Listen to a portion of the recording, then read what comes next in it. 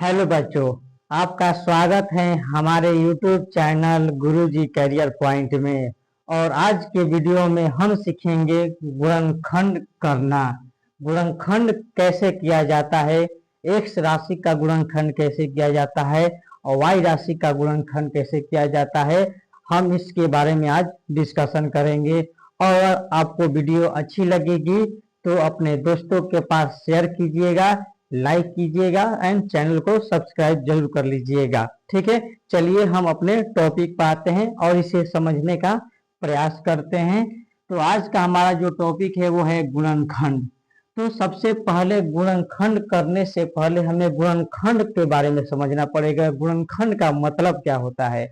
तो गुणनखंड का मतलब होता है किसी को तोड़ दो, किसी भी संख्या को तोड़ देना ही गुणनखंड कहलाता है। ठीक ना। मान लीजिए एक संख्या है 20, मान लेते हैं, इसको बेसिक नॉलेज के लिए हम समझते हैं। एक संख्या है 20, हम 20 को किन किन भागों में तोड़ सकते हैं? गुणनखंड कर सकते हैं, दो भागों में तोड़ सकते हैं ताकि गुणा करने पर पुनः 20 प्राप्त हो जाए। तो हम 20 को लिख सकते हैं, एक लिख सकते हैं 10 में 2 से गुणा करेंगे तो भी 20 आ जाएगा। हम इसको ये भी लिख सकते हैं 5 में 4 से भी गुणा करेंगे तो हमको क्या प्राप्त होगा? 20 प्राप्त हो जाएगा। हम यह भी लिख सकते हैं कि 20 में अगर हम 1 से भी गुणा करते हैं तो हमें क्या प्राप्त हो जाएगा? 20 प्राप्त हो जाएगा। ठीक ना। तो इसी तरह इसका अर्थ होता है गुणनखंड का, इसी होता है यही कि किसी भी संख्या को तोड़कर दो भागों में कर देना ही गुणनखंड कहलाता है। यह हुआ हमारा बेसिक नॉलेज। और इसी बेसिक नॉलेज के आधार पर हम क्या करना सीखेंगे? गुणनखंड करना सीखेंगे। चार राशियों का गुणनखंड कैसे करें, आइए इस बेसिक नॉलेज को समझते हुए अपने सवाल पर आते हैं।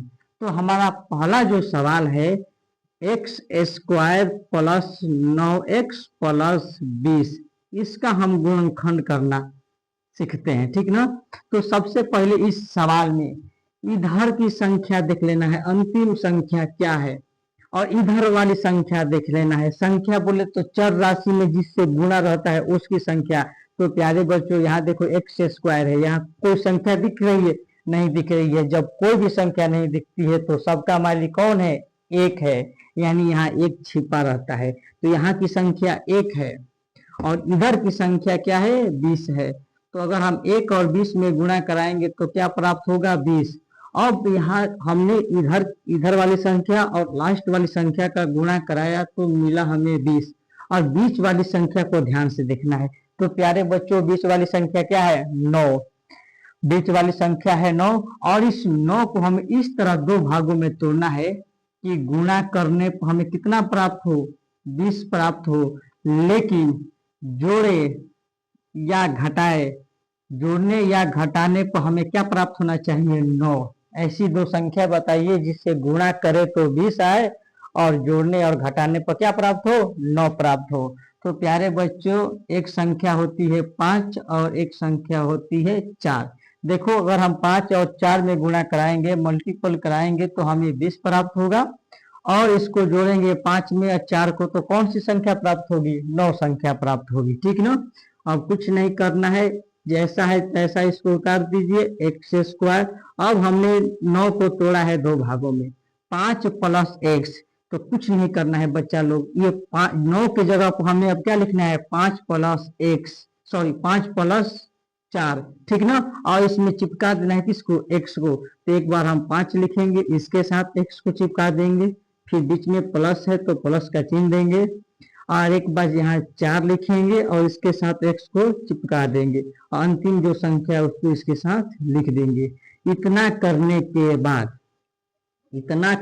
के बाद, अब यहाँ हम दो दो संख्याओं का जोड़ा लेंगे और इन दो दो संख्याओं में से कॉमन निकालेंगे। जो जो इन दोनों में हो उसको बाहर निकालने का प्रयास करेंगे। तो देखा जाए तो इन दोनों में जो कॉमन क्या है? तो एक्स है। कॉमन का मतलब होता है जो दोनों में मिले।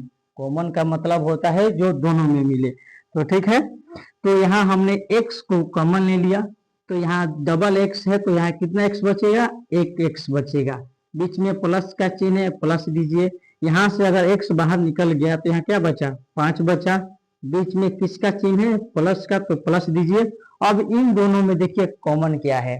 तो इन दोनों में देखिए यहाँ x है, इधर x नहीं है, x कॉमन ही निकलेगा, लेकिन 4 और 20 दोनों 4 के पहाड़ा में आते हैं, इसलिए हम यहाँ 4 कॉमन निकाल लेंगे। तो यहाँ क्या 4 जब बाहर निकल गया तो यहाँ क्या बचा, x बचा, और यहाँ प्लस का चिन्ह।